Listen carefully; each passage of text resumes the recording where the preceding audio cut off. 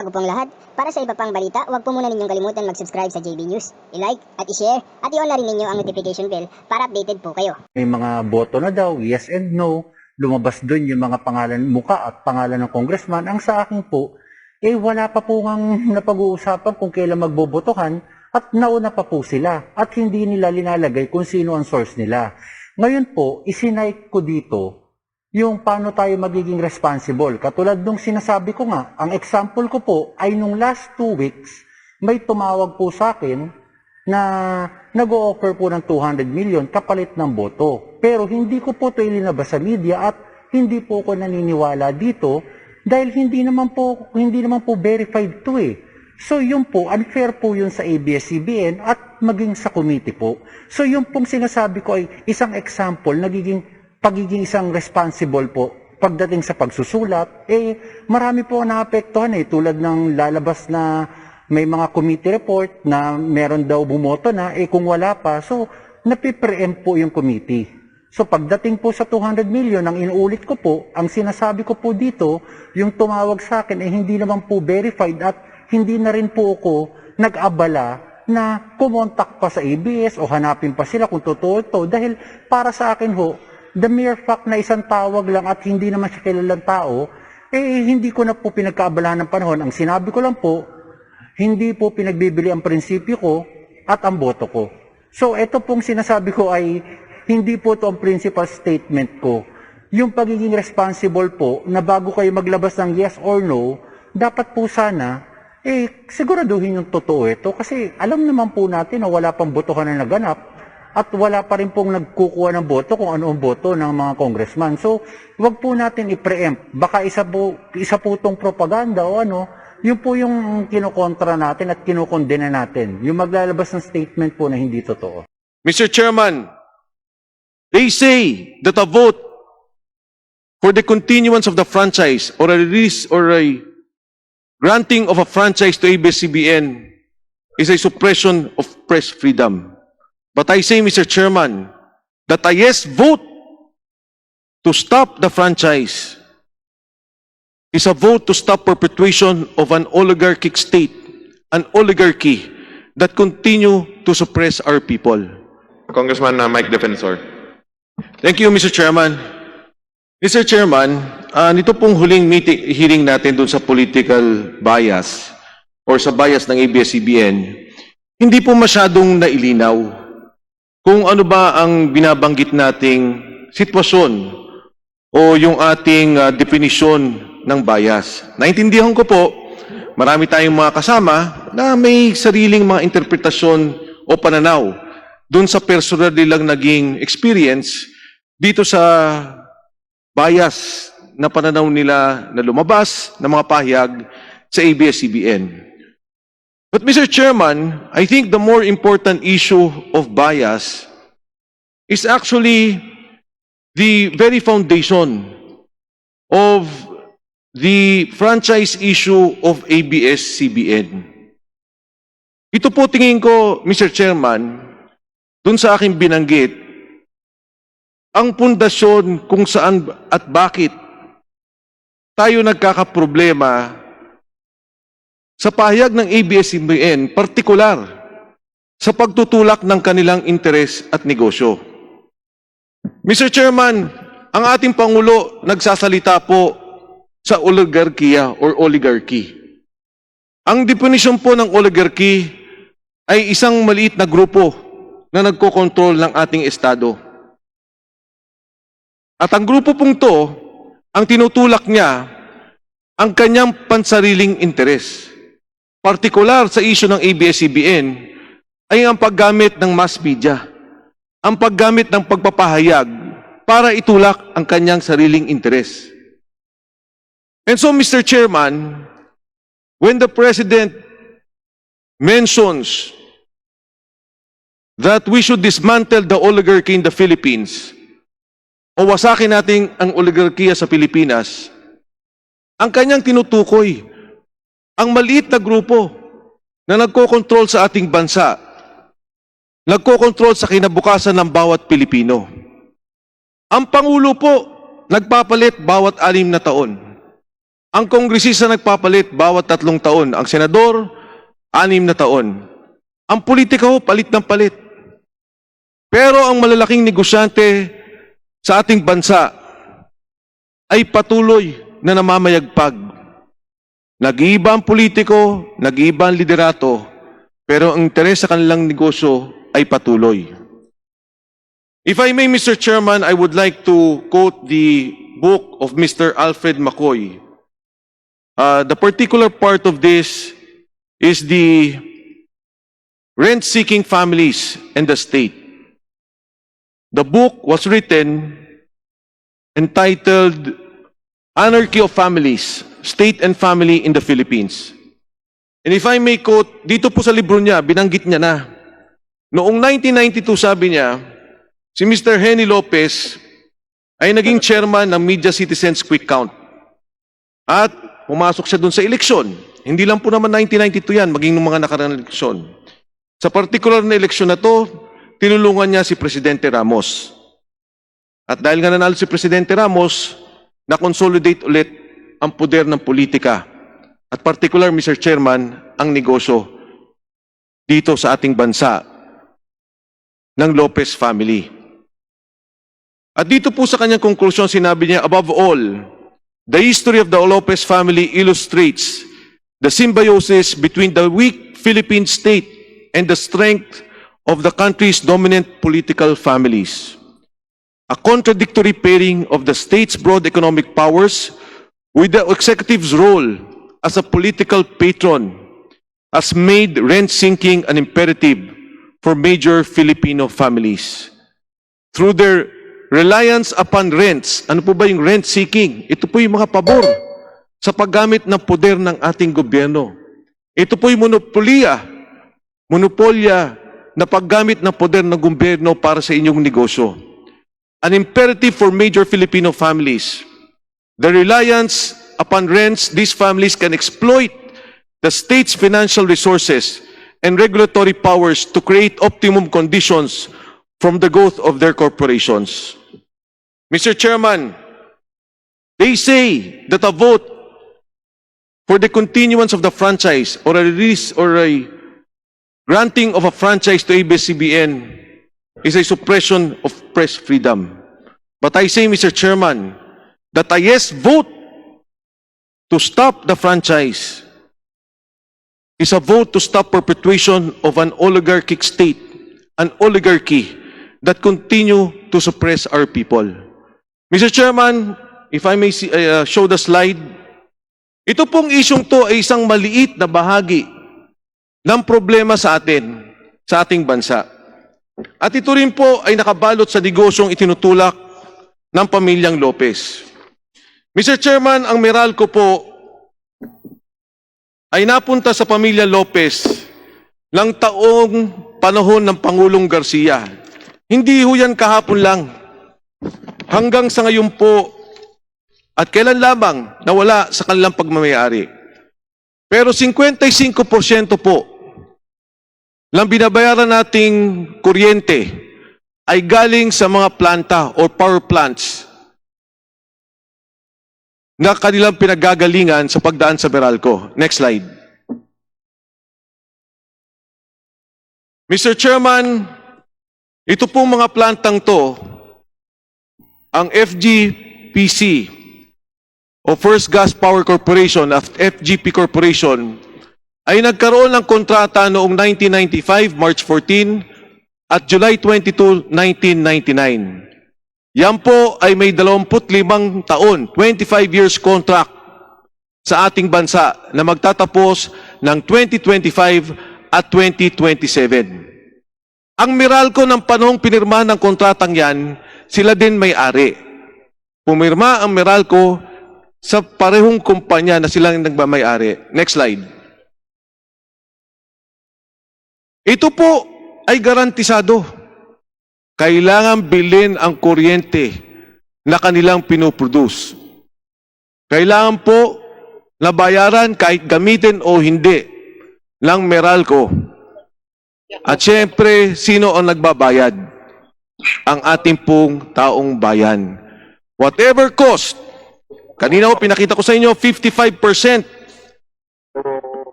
55% po ang nanggagaling sa power generation. Next slide.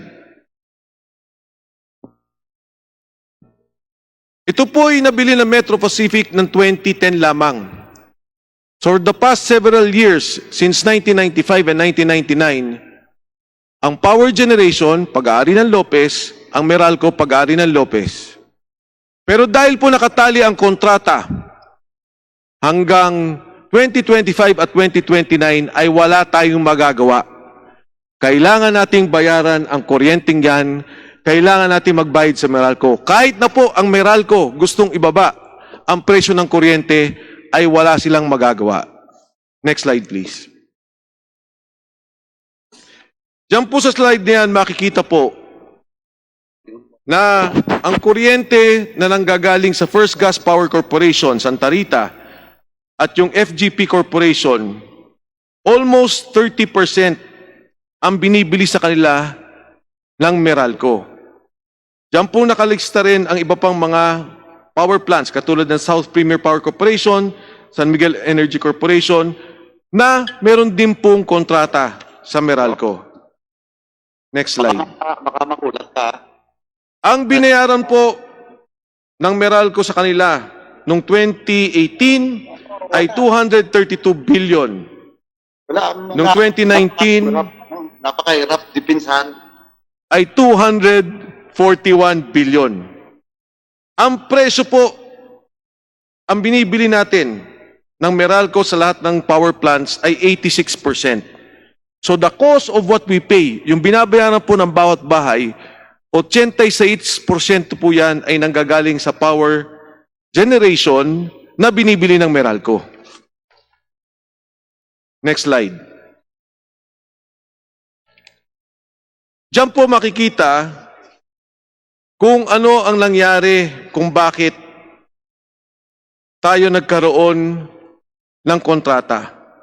1,500 megawatts ang binibili po natin at kontrata na kailangan natin bilhin sa FGP Corporation at FGPC, which will end in 2025, yung FGPC, at yung FGP po 2027. Kung naalala po ng ating mga kasama, nandito rin po yung mga kasama natin, si Chairman Alvarado was part of the Good Government Committee.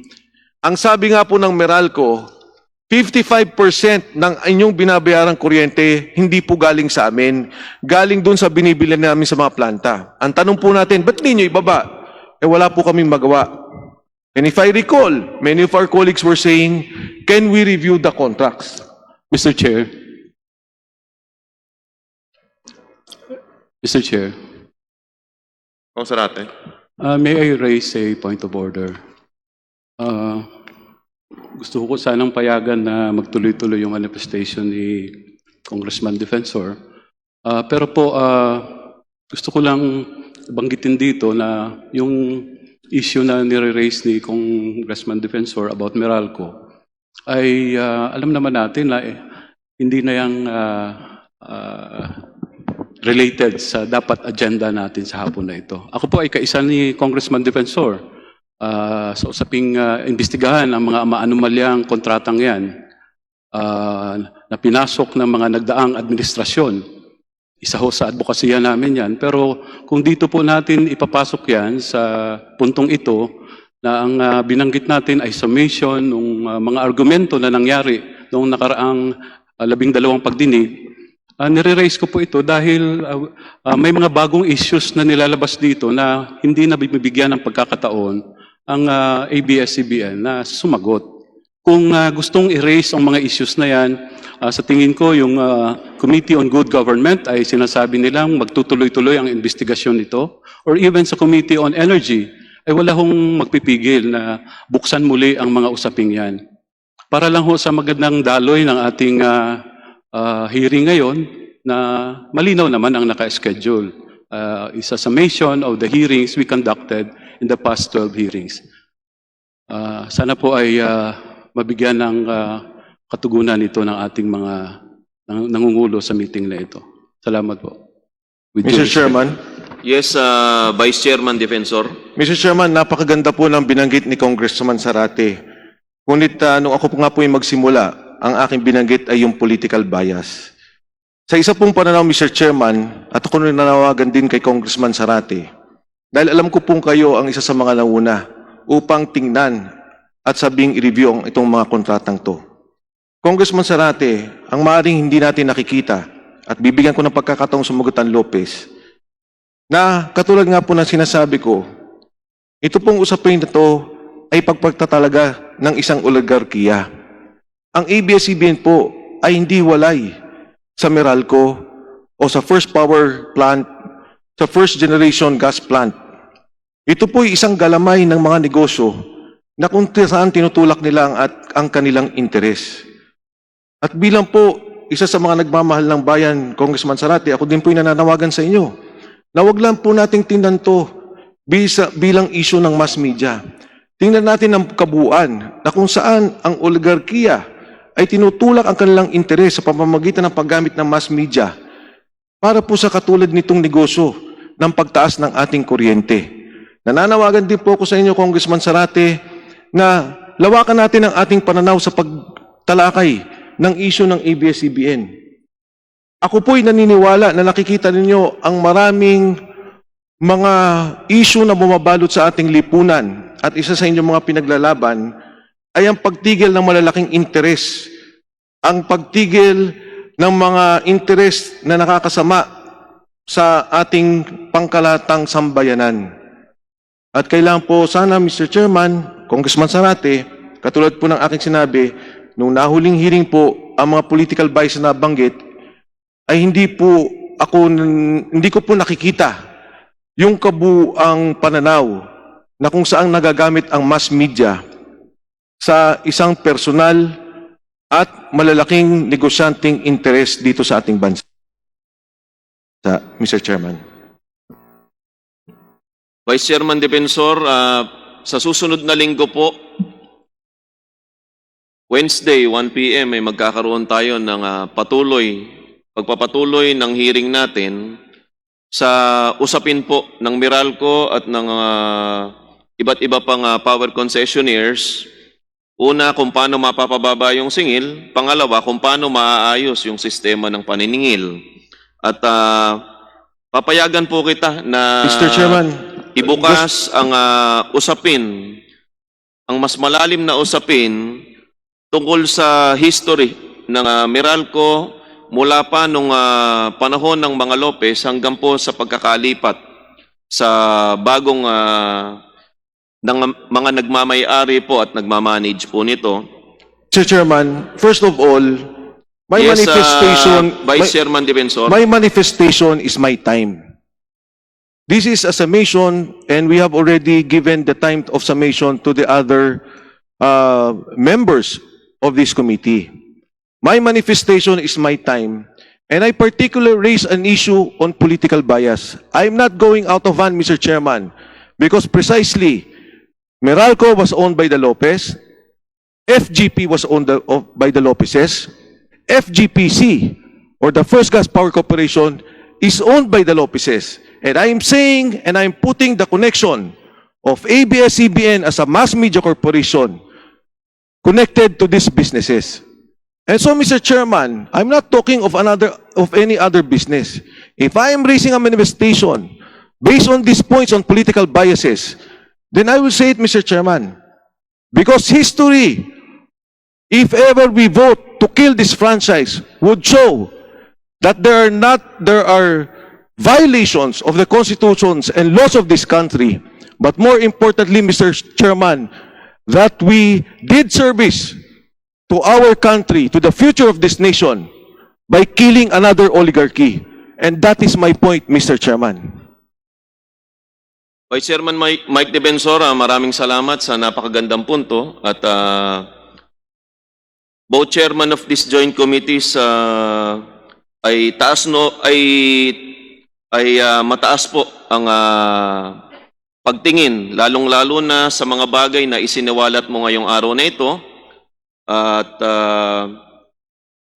maganda rin po na narinig ng ating mga kababayan At sabi ko nga po sa iyo, katulad po ng sinabi ko sa iyo kanina, bibigyan kita ng mas mahabang oras tungkol sa usaping ito sa pagdinig po natin sa Wednesday. At para po sa ating mga tagapanood ngayong araw na ito, kayo po ay inaanyayahan namin sa magiging hearing patungkol sa Meralco. At marami pa pong sasabihin at mas malalim pang talakayan kagaya po nito ang ating mapapakinggan sa ating mga kasama na kongresista at isa na po doon si Vice Chairman Mike Defensor. Vice Chairman Mike, tapos na ba ang iyong manifestation o ipagpapatuloy mo pa ang iyong Mr. Chairman, manifestation? 3 more slides. Actually po, 3 slides na lang po, tapos na po ako. You may continue, Vice Chairman Defensor. Thank you, Mr. Chairman. Next slide, please.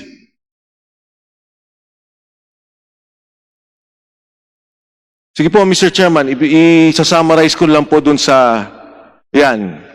Kung makikita nyo po, 2010, 2011, 2012, 2013, 2014, nagsimula po to ng 2010.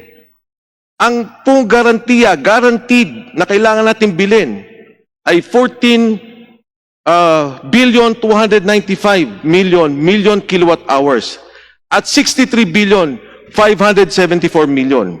Noong 2015 po, 89 billion 994 million. Next slide please. Mr. Chairman, ito po ang pangkalatang binabayaran ng 2011, 2012, 2013. Again, it's 55 billion 360 million for First Gas Power Corporation and FGP, 2011, 2012, 2013. Next slide, please. Mr. Chairman, I will just end my manifestation. Inuulit ko po, ang nagsalita po tayo ng political bias hindi para sa personal na ating pananaw. Pag nagsalita tayo ng bias, tinitingnan natin ang malawakang impluensya ng mass media sa kanilang negosyo. Totoo, sa sitwasyon natin ngayon, maraming negosyante kinokontrol ang politika.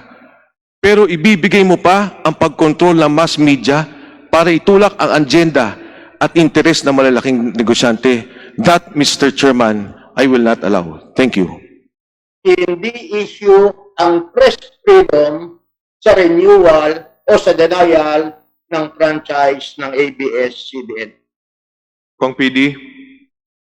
Magandang hapon sa ating mga kasama.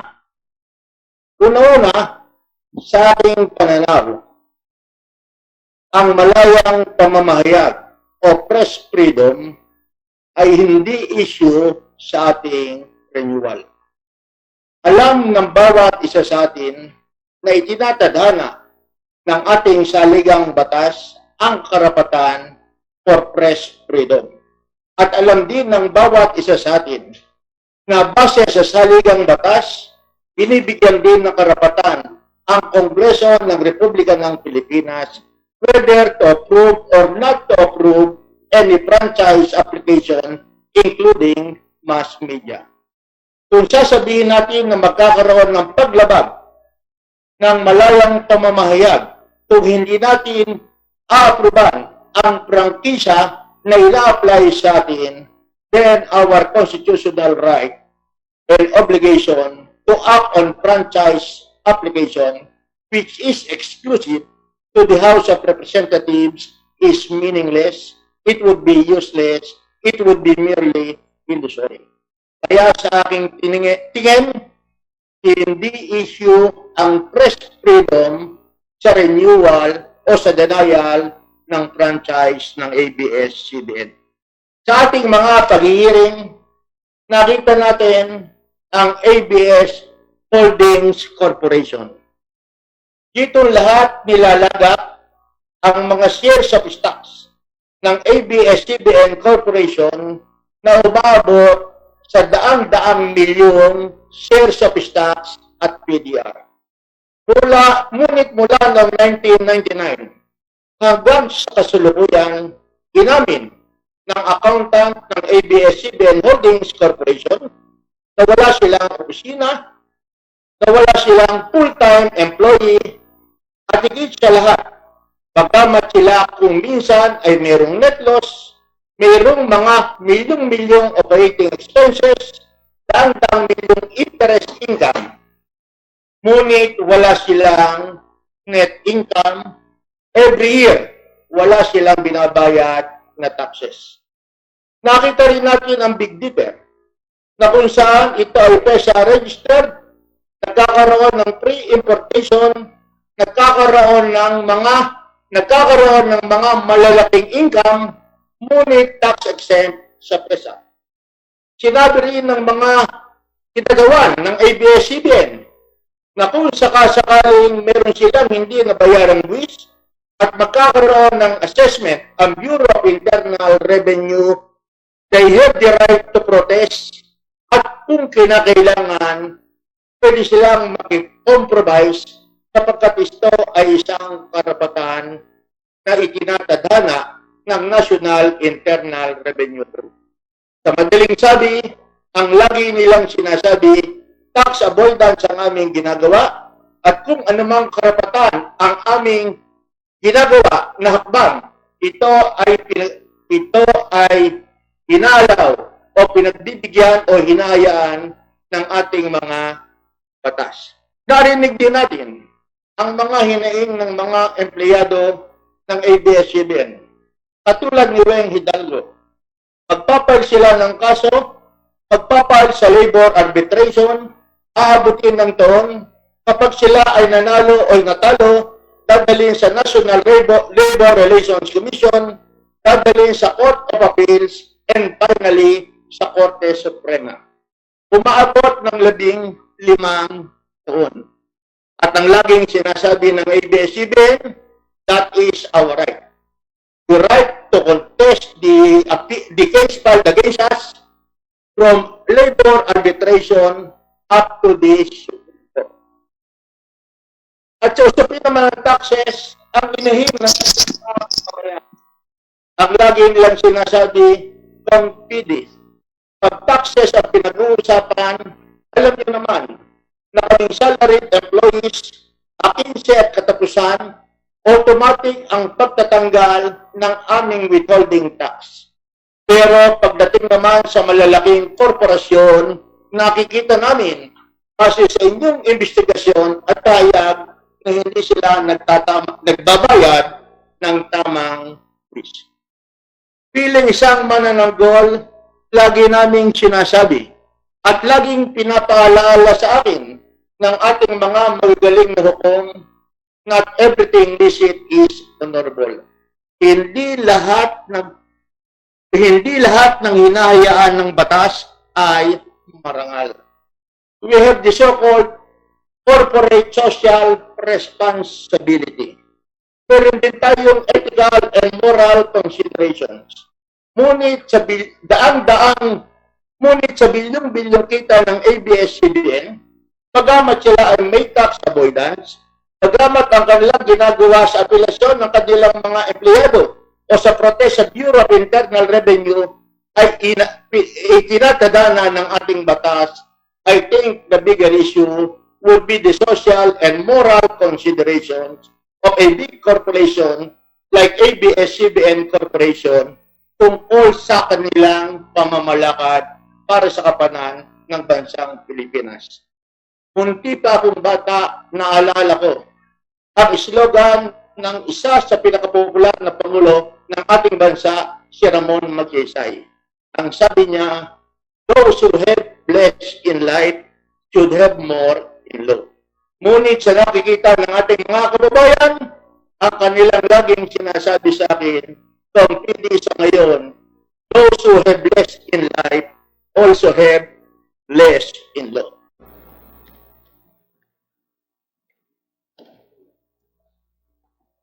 A legislative franchise is a special privilege granted by the state to those who deserve it.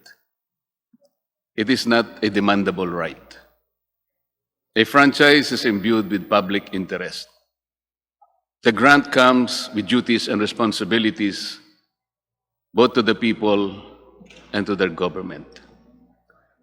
ABS-CBN came before this joint committee with the burden to convince each one of us that it has consensuously and faithfully discharged those duties and responsibilities from the time it was granted the privilege to operate a broadcasting company under its previous franchise. Congress has the exclusive constitutional mandate to either grant or deny a franchise application. This authority is borne out by the fact that not all who applied was afforded such privilege, which is why ABS-CBN must convince this chamber and the people that it serves that it is indeed deserving of a franchise. First, let's hear from Mr. Gaby Lopez III himself.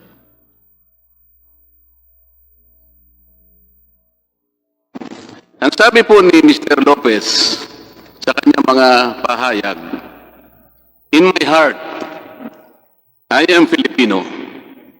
Tama po ba yun, Mr. Lopez? Yes, Your Honor. Okay. Madaling sabihin po kasi ito, Mr. Lopez. At kung hindi naman po dalawa ang puso ninyo, pwede ko bang itanong sa inyo, saan bahagi po ng dibdib ninyo ilalagay po si Uncle Sam? Mr. Lopez? Sa dibdib po. Ano po? Hindi po sa dibdib. Saan po? Dalawa lang po ba? Isa lang ang puso ninyo. Kung hindi naman dalawa, ang tanong ko po, saan nyo ilalagay si Uncle Sam? Ang puso ko Pilipino. So, siguro ipapatupad ko lang yun.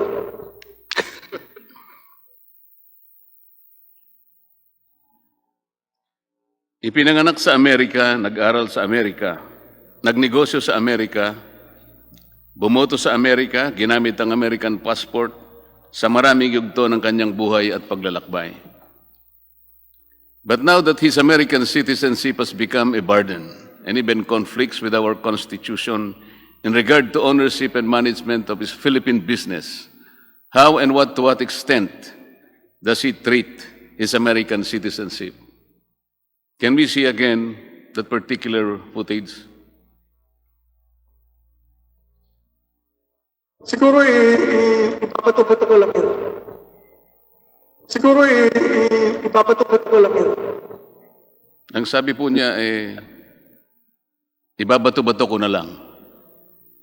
That, ladies and gentlemen, is how best describe and reveal the posturing of ABS-CBN.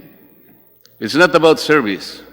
It's about convenience, the advantage, and all the benefits that come with it. It's not about the Filipino people. It is all about itself, nothing more and nothing less. Gaby Lopez is an American citizen. Wala pong pagdududa na si Ginoong Gaby Lopez ay isang American citizen. Inamin naman po niya ito sa ating mga pagdinig at wala rin pong duda. Walang Pilipinong birth certificate si Ginoong Lopez. Inamin po niya na hindi iniregister ng kanyang mga magulang ang kanyang pagkapanganak sa Amerika sa pinakamalapit na konsulado o embahada ng ating bansa. Maging siya po, nang sumapit siya sa hustong gulang, ay hindi po niya sinikap na kumuha ng Philippine birth certificate. Madali pong gawin to. Bukod pa po sa tungkuling dapat itong iulat ayon sa ating mga batas. Ang lagi pong iminamatwid ng ABS-CBN at ang kanyang mga kapanalig ay si Ginoong Lopez ay tunay na Pilipino dahil ang kanyang mga magulang ay mga Pilipino ayon daw po sa principle ng jus sanguinis. Kailangan po nating liwanagin ito. Ang principle ng jus sanguinis ay isang disputable legal presumption. Wala pong naipakitang ebidensya na Pilipino pa rin ang mga magulang ni Ginoong Lopez nung siya ay pinanganak noong 1952 sa Amerika. Kailangan po kasi napatunayan muna ni Ginoong Lopez na Pilipino pa rin ang kanyang mga magulang nung siya ay isilang para magkaroon ng visa, ang jus sanguinis principle. Hindi po automatic ang application nito. Narito po ang mga records na pinagbasihan para mabigyan ng Filipino recognition si Ginoong Lopez. Ang una po, nakikita po ninyo sa ating screen, mga photocopy ng personal na birth certificates ng kanyang mga magulang. Hindi po authenticated o official na in-issue ito ng anumang ahensya ng ating bansa. Ang pangalawa po, yung affidavit of Filipino citizenship. Slide please. Na ginawa ng ina ni Ginoong Lopez noong Enero 20, 2000. halos 50 taon pagkatapos may panganak si Ginoong Lopez. Sa mata po ng ating batas, ang isang affidavit ay isang self-serving testimonial evidence at ang tinatanggap lamang ay mga hindi maitatangging mga documentary o tinatawag na object evidence. Katulad halimbawa po ng Philippine passport ng kanyang mga magulang noong ipinganak si Ginoong Lopez. Pangatlo, Philippine passport ni Mrs. Conchita Lao Lopez na ipinagkaloob sa kanya noong January 27, 1998. Ang problema po dito ay inisyu po ito 46 na taon nang nakararaan pagkatapos na mapanganak si Ginoong Lopez at hindi katibayan na simulat sa pool ay may hawak na Philippine passport ang kanyang ina. Dahil po dito ay makikita mismo sa records ng Bureau of Immigration and Deportation at ng Department of Justice ang mga sulat kamay na minota ng evaluator noong March 27, 2001. Makikita po sa slide, kaugnay ng aplikasyon ni Ginoong Lopez for Filipino recognition, nakasulat po ay ganito. There is no proof of Filipino citizenship of his mother at the time of his applicants, at the time of his, meaning the applicant, birth on August 13, 1952. Allegedly, his mother is also deceased. Nakapagtataka po na kahit sinabi ng evaluator na walang patunay na Pilipino ang ina ni Ginoong Lopez nang siya isilang, binigyan pa rin ng BID at DOJ ng Certificate of Recognition si Ginoong Lopez. Bakit po napakahalaga nitong handwritten note ng BID? Because there is the likelihood that the parents of Mr. Gabi Lopez, particularly his father, had already been naturalized American citizens, or at the very least had categorically renounced their Filipino citizenship at the time of or even prior to the birth of Mr. Lopez in 1952. This also could be explained by why they did not report his birth to the nearest Philippine embassy or consulate in New York at the time. Without such evidence of Filipino citizenship of his parents at the time of his birth, the principle of jus sanguinis could not have benefited Mr. Lopez. At kahit natanggapin po namin na Pilipino rin si Ginoong Lopez, ay malaking problema pa rin ang kanyang pagiging Amerikano na walang puwang sa mahigpit na tagubilin ng ating saligang batas na nakasulat sa Section 11, Paragraph 1, Article 16 of the 1987 Constitution. Nasa slide po yan. Alam ko po na na-memorize na po yan ng ating mga mamamayan na nakatutok sa mga pagdinig na ginaganap natin. It must be emphasized, Mr. Chair, that contrary to ABS-CBN submission, it is not the view of the Securities and Exchange Commission that matters here. It is not the opinion of the Department of Justice that will prevail here, not even the Bureau of Immigration or other agencies. It is the will of Congress that should be accorded due respect, simply because it is Congress that has the sole and ultimate authority to grant or deny application of franchises. Philippine Depositary Receipts or PDRs. The hearings also proved that ABS-CBN, through a shell company organized by Lopez Incorporated, also violated the constitutional restriction on foreign ownership and participation when it sold 187 million PDRs to foreigners, or 62.6% of the over 298 million PDRs issued by ABS-CBN Holdings Corporation, to which the same number of underlying shares of ABS-CBN were transferred. Due to the excessive rights afforded to the holders of the PDRs, said holders are deemed beneficial owners of the underlying stocks of ABS-CBN, with corporate control enhancing mechanisms that can influence the major corporate actions that management may institute. This is again a clear circumvention of Article 16, Section 11 of the 1987 Constitution. Kahit na ABS-CBN Holdings ang nasa papel ng pagmamay-ari o karapatang bumoto sa shares ng stock representing the PDRs. Hindi nito pwedeng ibenta ang mga nasabing shares dahil may contract of pledge with the Philippine Central Depository to hold the same in behalf of the holders as security for certain obligations of ABS-CBN Holdings Corporation. Hindi ba malinaw na pagbibigay ng kontrol ito sa mga dayuhang may hawak ng PDRs? Nandyan po sa slide yan.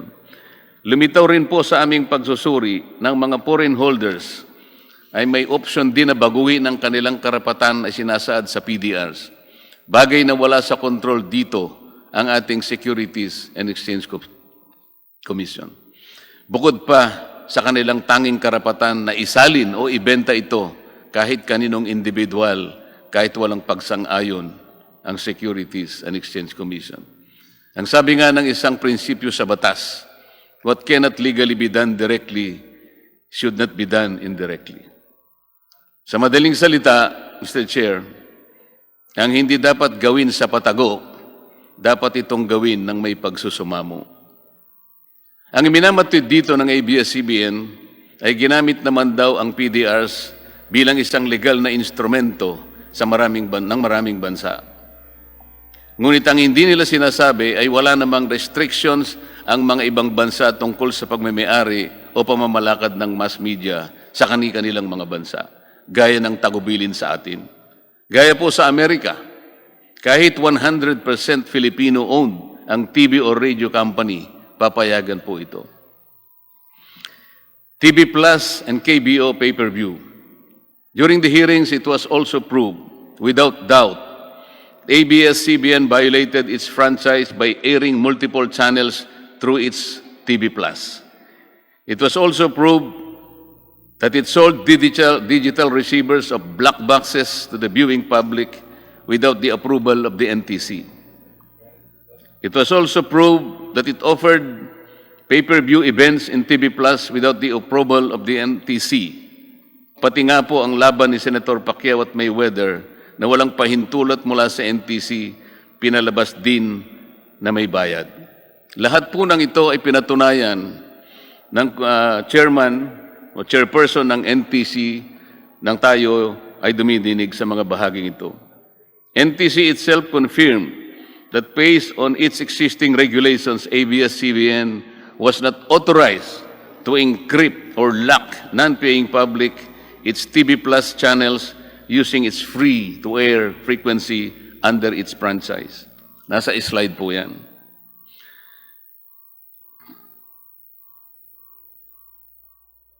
NTC under oath declared that ABS-CBN completely disregarded its order or letter to refrain from airing PPB or pay-per-view services without the conditional access system guidelines that are yet to be formulated.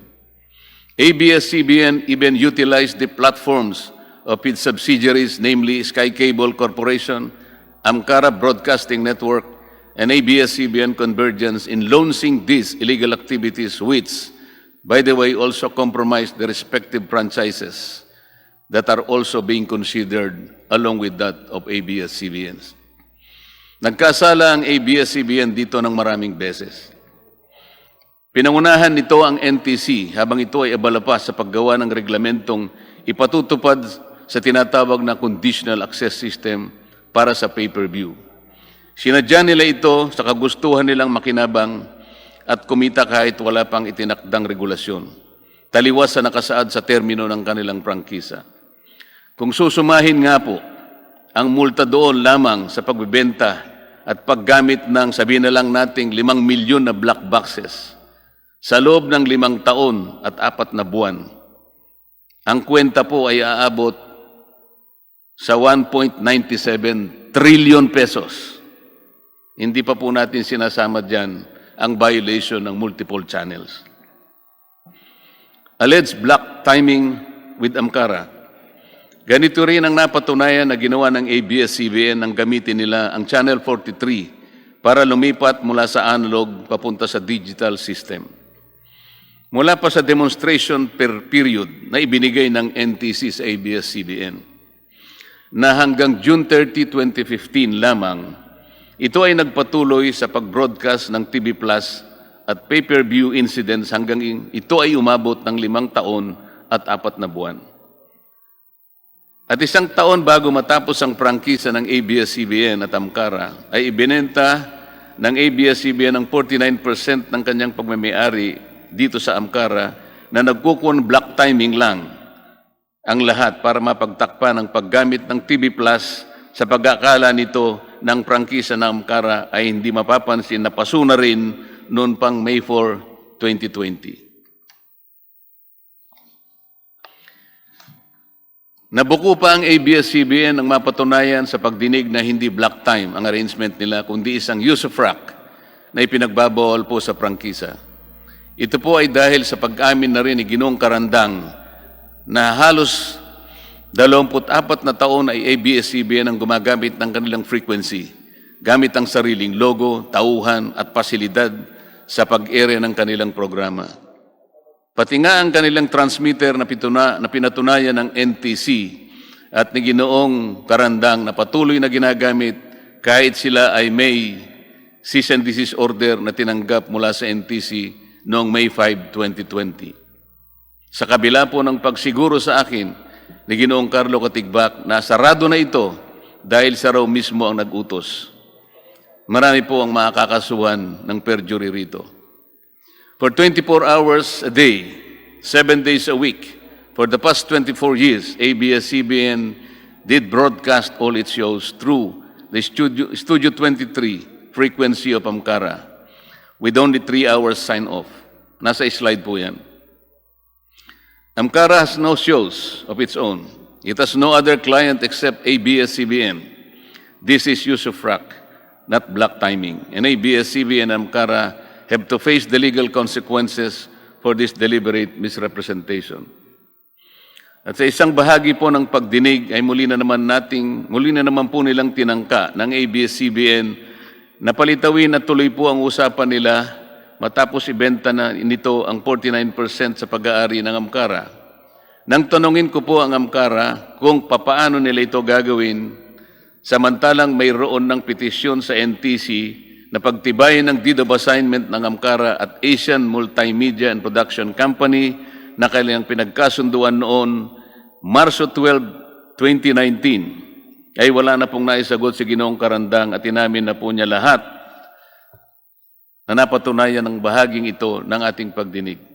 Ang Asian Multimedia ay pag-aari ni Ginoong Federico Garcia, isang retiradong opisyal ng ABS-CBN. This surreptitious use of Amcara as an artifice demonstrates a familiar pattern, Mr. Chair. Ibinabato-bato na lang ang pagtitiwala ng sambayan ng Pilipino. ABS-CBN is more of serving itself, its benefit, and all the perks that go with it. ABS-CBN's doubtful title to their properties. Hindi lang po ang Filipino citizenship ni Ginoong Lopez ang kaduda-duda. Maging ang mga titulo ng ABS-CBN sa mga pag-aaring biglang naibalik sa kanila pagkatapos ng EDSA Revolution ay kaduda-duda rin. Hindi lang po ang Filipino citizenship ni Ginoong Lopez ang kaduda-duda. Maging ang mga titulo ng ABS-CBN sa mga pag-aaring biglang naibalik sa kanila pagkatapos ng EDSA Revolution ay kaduda-duda rin. Po, ay walang maipakitang record ng arbitration na nauukol sa pagmemayari ng ABS-CBN. Even the title to their property. Kong Marcoleta, suspend muna tayo sandali. May technical difficulty lang. Hearing suspended. Hearing resumed. Kong Marcoleta, please proceed po. Thank you, Mr. Chair. I was requested to go back a few lines. I'll start with alleged black time with Amcara. Ganito rin po ang napatunayan na ginawa ng ABS-CBN nang gamitin nila ang Channel 43 para lumipat mula sa analog papunta sa digital na sistema. Mula pa sa demonstration period na ibinigay ng NTC sa ABS-CBN na hanggang June 30, 2015 lamang, ito ay nagpatuloy sa pag-broadcast ng TV Plus at pay-per-view hanggang ito ay umabot ng 5 taon at 4 na buwan. At 1 taon bago matapos ang prangkisa ng ABS-CBN at Amcara, ay ibinenta nito ang 49% ng kanyang pagmemayari nito sa Amkara. At nagkunmang na black timing lang ang lahat para mapagtakpan ang paggamit ng TV Plus sa pag-akala nito na ang prangkisa ng Amkara ay hindi na mapapansin na paso na rin noon pang Mayo 4, 2020. Nabuko pa ang ABS-CBN ng mapatunayan sa pagdinig na hindi black time ang arrangement nila, kundi isang use of rack na ipinagbabawal po sa prangkisa. Ito po ay dahil sa pag-amin na rin ni Ginoong Karandang na sa halos 24 na taon ng ABS-CBN ang gumagamit sa kanilang frequency, gamit ang sariling logo, tauhan, pasilidad, sa pag-ere ng kanilang programa. Pati nga ang kanilang transmitter na pinatunayan ng NTC, na Ginoong Karandang, na patuloy na ginamit kahit sila ay merong cease and desist order na tinanggap mula sa NTC noong Mayo 5, 2020 sa kabila ng pagsisiguro sa akin ni Ginoong Carlo Katigbak na sarado na ito dahil siya raw mismo ang nag-utos nito. Kaya marami po siguro ang makakasuhan ng perjury dito. For 24 hours a day, 7 days a week, makikita po sa slide dyan, for the past 24 years, ABS-CBN did broadcast all its shows through the Studio 23 frequency of Amkara, with only 3 hours sign-off. Amkara has not shows of its own. It has no other client except ABS-CBN. This is use of rack, not black timing.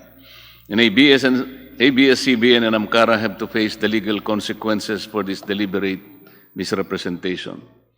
At sa isang bahagi po ng pagdinig ay muli na naman pong tinangka ng ABS-CBN na palitawin na tuloy-tuloy po ang usapan nila matapos ibenta nito ang 49% ng pag-aari nito sa Amkara. Nang tanungin ko po ang Amkara kung paano nila ito gagawin samantalang meron ng petisyon sa NTC na pagtibayin ang deed of assignment ng Amkara at Asian Multimedia and Production Company na kanilang pinagkasunduan pa noong pa pong Marso 12, 2019. Ay wala na pong naisagot si Ginoong Karandang at inamin na po niya lahat ng napatunayan sa bahaging ito ng ating pagdinig. Ang Asian Multimedia ay pag-aari ni Ginoong Federico Garcia, isang retiradong opisyal ng ABS-CBN. This surreptitious use of Amkara as an artifice demonstrates a familiar pattern, Mr. Chair. Ibinabato-bato na lang ang pagtitiwala ng sambayan ng Pilipino. ABS-CBN is more of serving itself, its benefit, and all the perks that go with it. ABS-CBN has doubtful title to the properties. Hindi lang po ang Filipino citizenship ni Ginoong Gaby Lopez ang kaduda-duda. Maging ang mga titulo ng ABS-CBN sa mga pag-aaring biglang naibalik sa kanila pagkatapos ng EDSA Revolution ay kaduda-duda rin. Mula sa salaysay ni Ginoong Augusto Almeida Lopez ay ibinilin pala ni dating Pangulong Cory Aquino na idaan sa arbitration ang pagdidetermine ng pagmemayari ng ABS-CBN sa mga pasilidad nila sa Quezon City at mga probinsya. Ito po ang layunin ng unang agreement to arbitrate na may petsang January 6, 1987. Dito ay ipakikita ng ABS-CBN ang lahat ng kanilang torrents titles at iba pang katibayan ng kanilang ownership. Pero hanggang ngayon po ay walang maipakitang record ng arbitron na naukol sa pagmemayari ng ABS-CBN. Even the title to their property in Mother Ignacia Avenue in Quezon City, from which all its power literally and figuratively emanates, appears to be spurious. Pakita po natin yung mga titulo. Yung una pong titulo ay ito po yung binigay sa atin, Mr. Chair, na Xerox copy. Sa bandang ibaba po niyan, makikita po ninyo ang titulo ng pinagkunan ng kanilang sariling titulo. Yung nasa kanan naman, yan po yung nasa pag-iingat ng Register of Deeds. Makikita po sa dalawang titulo na yan, parehong-pareho, na yan po ay Owner's Duplicate Certificate. Hindi po makita sapagkat wala sa vault ng Registry of Deeds ng Quezon City yung original title. Kasi po kung pupunta kayo doon, para humingi ng electronic copy ng original title, yun po ay makikita ninyo at madidistinguish sapagkat ang original title, nakasulat sa left margin nito yung salitang original title. Pakita po nyo yung dalawa pang titulo. Yan pong dalawang nakikita nyong titulo, yung bandang kaliwa, yan po yung pinagmulan na titulo ng ABS-CBN, yung TCT number 110731. Magtataka po kayo dyan pag sinuri ninyo, ibang lugar po ang nakalagay dyan, parang Bagong Nayon, Quezon City, at ang kanyang area ay 42 square meters, hindi po 44,000 plus square meters na nandun sa kanilang titulo. Yan naman pong nasa kanan, Mr. Chair, yun po ang kakambal na numero ng titulo ng ABS-CBN. Meron din silang titulo 125702. Sa mga tweet, dalawang titulo pong magkamuka, magkapareho. Yung isa po ay ibang lugar na naman, pero yan ay 400 square meters lang. Ang nakakapag-intriga pa po dyan, Mr. Chair, meron pong minota na nakalagay for provisional registration. Pero 53 taon nang nakararaan, hindi naman po nila makita o hindi maipakita sa atin yung kopya ng petition for registration. Ang katibayan na maaring wala pong ganun, sapagkat hindi man lang naka-annotate do sa likod ng titulo na dapat sana ay naka-annotate po yung petition for registration sa likod ng titulo. Wala po.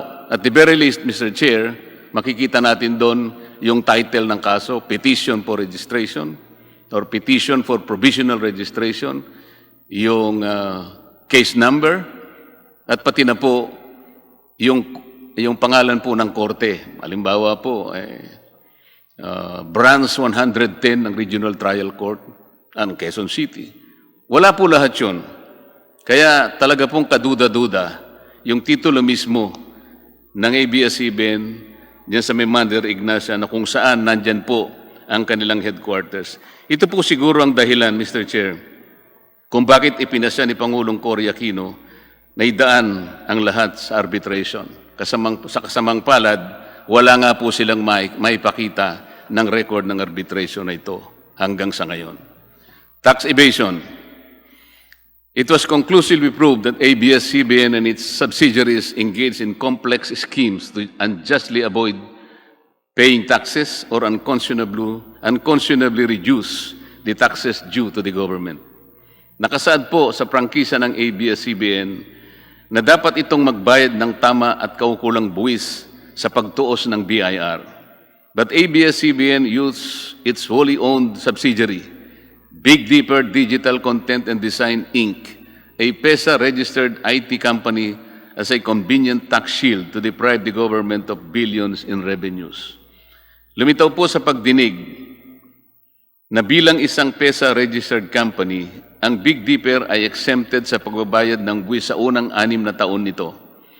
Pagkatapos nito ay lilipat siya sa 5% na pagbabayad ng tax on gross income. Napakaliit kung ihahambing sa hindi PESA-registered company na nagbabayad ng 30% of its taxable income, maliban pa sa iba't iba pang national and local taxes. Ang mas malaking bentaha po ng Big Dipper ay walang tax na ibinabayad kung magdideclare po ng dividends na kasangkot ang ABS-CBN bilang parent company. Very much like the Amcara ploy, Big Dipper has no other clients than ABS-CBN and its subsidiaries. It has only one foreign client, ABS-CBN Global Hungary, na wala pong empleyado kahit isa. In other words, Big Dipper exists only for and because of ABS-CBN, which inflates its costs paid for digitization to Big Dipper and therefore reduces its 30% tax obligation on its income but reaps a windfall on dividends with Big Dipper, which is zero rated. Ang pera ay pumapasok lang sa isang bulsa at lumalabas din sa kabilang bulsa dahil iisang tao lang ang may suot ng pantalon na merong 2 malalim na bulsa. By taking advantage of the Philippine Export Processing Zone, Big Dipper was able to significantly reduce its costs while inflating its income courtesy of its client relatives. It is good that the Committee on Good Government and Public Accountability will conduct a parallel investigation with the Public Accounts Committee to look at possible collusion with the officials of PESA. For the past 4 years alone, Big Dipper declared revenue amounting to 10.6 billion pesos. Nakikita po nyo sa slide. The declared dividends went to the coffers of ABS-CBN tax-free. Ordinarily, this amount would have been assessed income tax of 3.7 billion pesos. That's the amount that the government should have earned, and would have eventually went to education, health, assistance to victims of calamities, and similar public services. ABS-CBN claims that BIR has cleared it of any tax liabilities. But the same agency also clarified that the tax clearance is issued not to mean that ABS-CBN has no other liabilities, or that when fraud is detected, it is already immune for further investigation. Hindi po. Kapag nakatuklas po sila ng fraud, maaari pa rin silang imbestigahan kahit na meron silang tax clearance. The BIR Regional Director, in fact, signified his intention to look into the operations of Big Dipper in the light of the revealing pieces of evidence that were elicited during the hearings. Bakit nga po ang GMA7 na hindi naman kasing laki o yaman kaya ng ABS-CBN ay nakapagbabayad ng lampas sa 1 bilyong piso kada taon? Samantalang ang ABS-CBN matapos makilatis ng mga dokumentong kanilang isinumite ay nakapagbayad lamang ng halos kalahating bilyon lamang sa loob ng 3 taon. Nasa slide po yan. 2016, 2017, and 2018. Bakit naman kailangang tipirin ang gobyerno samantalang ito ang nagkaloob ng pribilehyo ng prangkisa? Sa isa nga pong kaso na nabanggit sa pagdinig, ay 2.5 billion pesos ang dapat nilang bayaran mula sa pagtaya ng BIR. Napatunayan po na matapos ang compromise settlement, ang ABS-CBN po ay nagbayad lamang ng 152 million, katumbas po ng higit sa 3% na kanilang dapat bayaran. Maraming beses ko pong ginamit na halimbawa ang isang manliligaw sa usaping ito. Dahil sa kanyang paghahangad na makuha ang kamay o pagsang-ayon ng kanyang sinusuyo, pati nga buwan at mga tala ay kanyang susungkitin. Isang pribilehyo kasi na makamit mo ang kanyang pagsang-ayon. Ang prangkisa ay isa ring pribilehyo, Mr. Chair.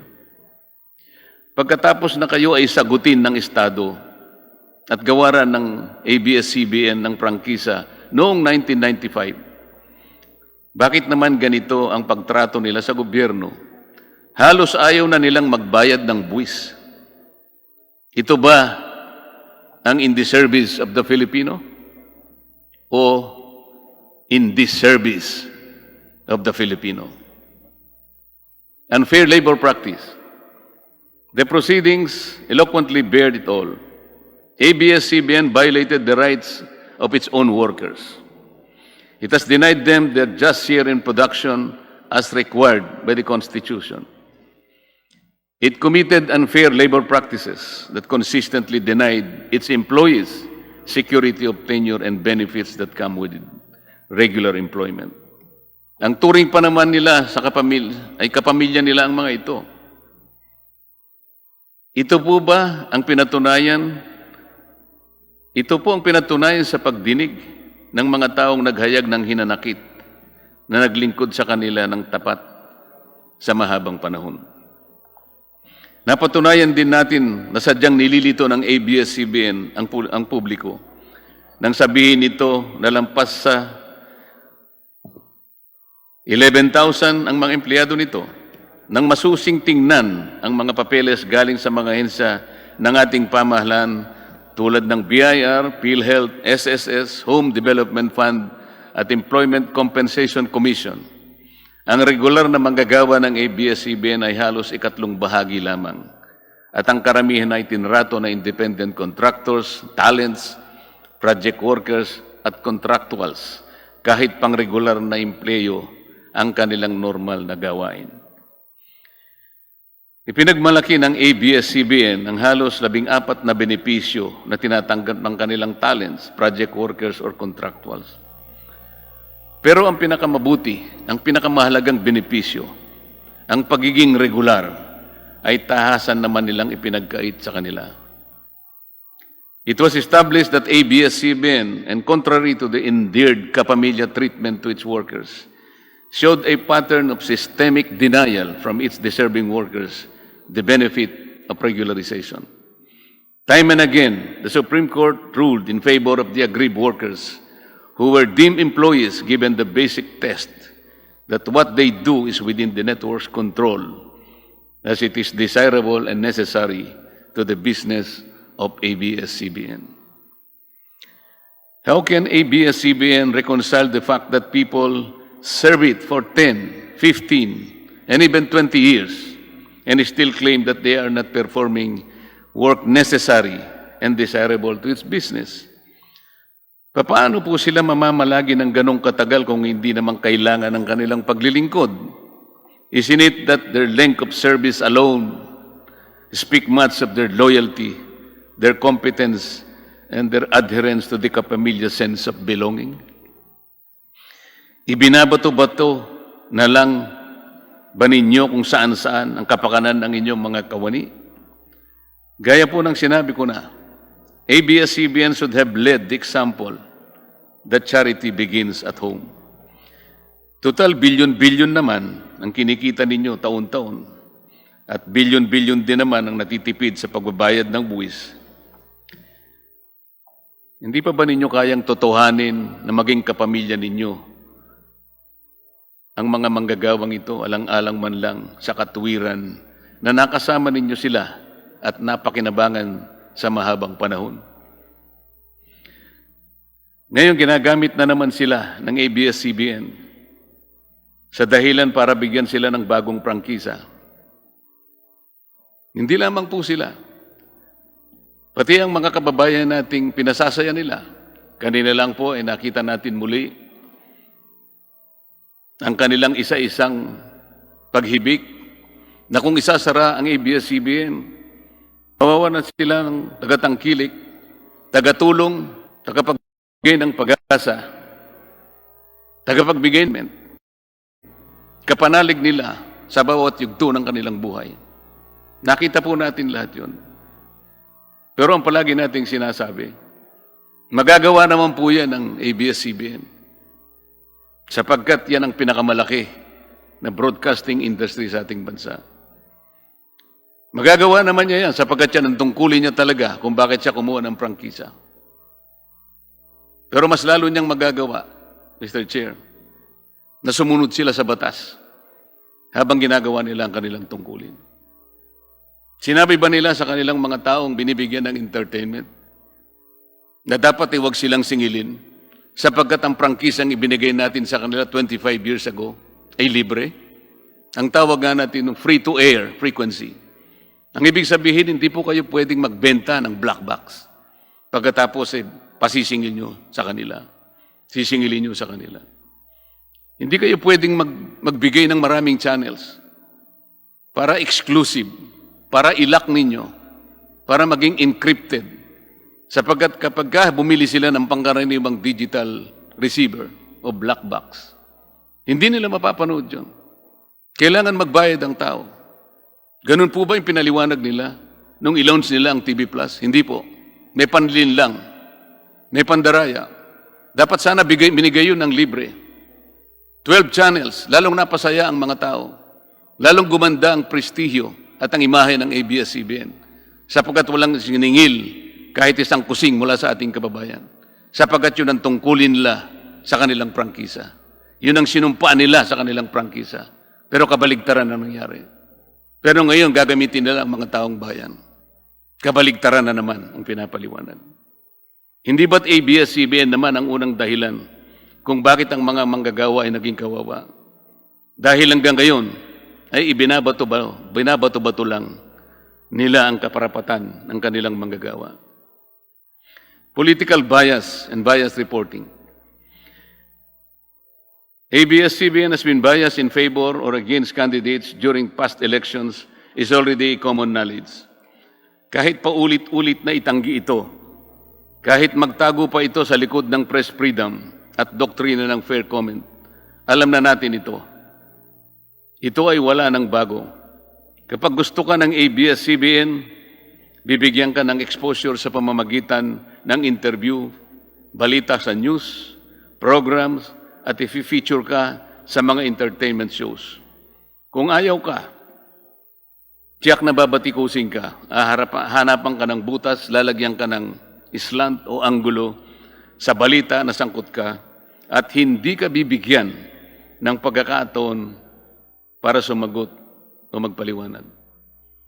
Kanina po yung mga ilang detalya ng kanilang pagmimayari sa mga ibang industriya ibinanggit na ni Congressman Defensor. Totoo po lahat yun. Nagagamit po ang lahat ng ito na plataforma para gumawa sila ng kaniyang sariling mga opisyal sa gobyerno. Tutulungan nila para maproteksyonan ang kanilang mga industriya. Ibig sabihin, hindi po in the service of the Filipino. In the service of the Filipino ang mas tamang angkop. We heard some of our colleagues who ventilated their complaints. When asked, Mr. Carlo Katigbak confirmed that their sentiments are valid, and he publicly made a commitment that everyone will be accorded the chance to air their sides in his network. The offer obviously came too late in the day. It has been established and has become public knowledge that ABS-CBN aired the anti-Duterte and paid for former Senator Antonio Trillanes IV, and that exploited children in partisan politics. And despite the fact that it happened on the last day of the election period, when candidate Duterte had no more chance to react or clear his name in the same media network.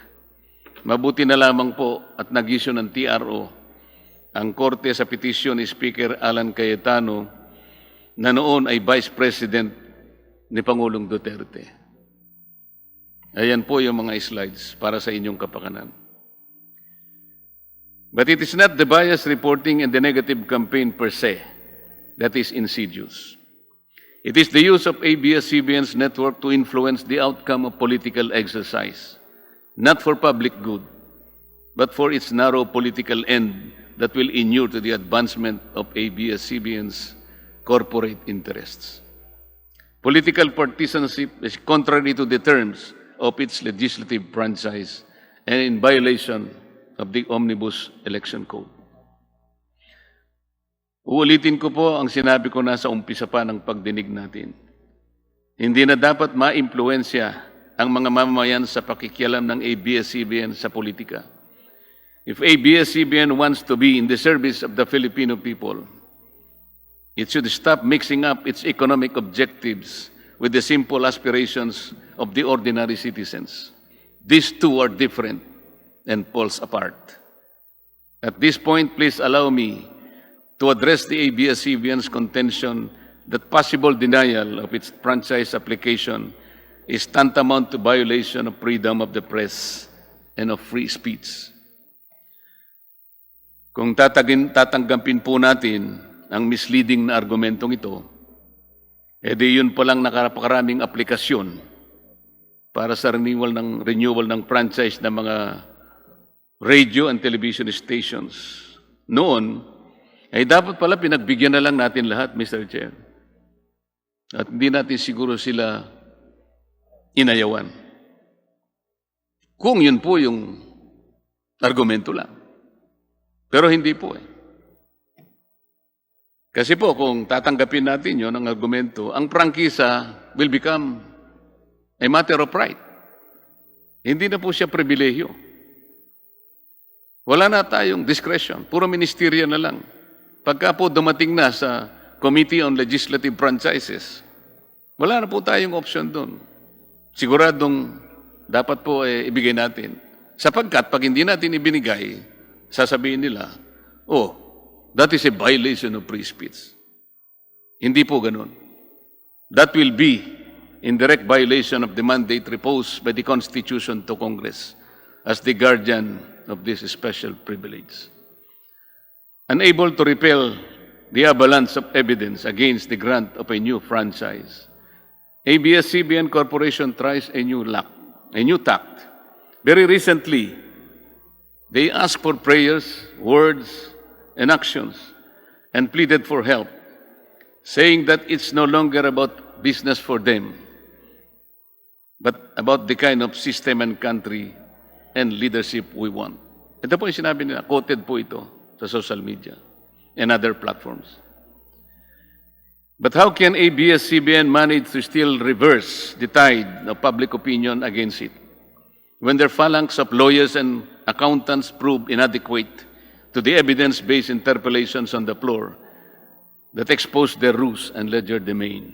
The last 2 days of the hearing told it all. The defenses of ABS-CBN finally crumbled in tatters, and for all the people to see. The irony is ABS-CBN's appeal to flood, I will quote this again, to flood social media pages with positive stories about ABS-CBN. Apparently, the network, Mr. Chair, is the only one left to believe in the rectitude of its cause or the lack of it. Mr. Chair, maybe they are living in a parallel universe. It is like the proverbial ostrich that buried its head in the sand, but exposed its whole body for all people to see. This is the pitiful state of a broadcasting company which believed that it was invincible for so long a time, and it is above the law. It is high time that the sovereignty of the airways be restored to the people, the ones who will finally decide to whom and when to grant this special privilege called franchise. Mr. Chair, gusto ko pong pasalamatan bago ko magtapos si Enrique Hill at Lisa Soberano sa pagbati at pamanghik na ipinaabot nila sa aming mag-asawa. Naramdaman ko ang kanilang katapatan. Sana po ganun ang ABS-CBN. Sa kanilang dalawa, alam ko na mauunawaan nila na ito po ay tawag lang ng tungkulin. At hinahangad ko ang higit na tagumpay para sa kanila sa mga darating na panahon. Let me end with a popular movie clip from an on-screen and off-screen hero that had captured the hearts of millions of Filipinos to sum up the comprehensive, impartial, and open proceedings implored by the Speaker of the House, Alan Peter Cayetano, in regard to the franchise application of ABS-CBN. ABS-CBN, puno na ang SALOP. Dapat ka ng kalusin. Maraming salamat po. Huwag kalimutang i-like, i-share at mag-subscribe sa aming Liana Vlogs News YouTube channel. Muli, ako si Angelica de los Santos. Magandang araw.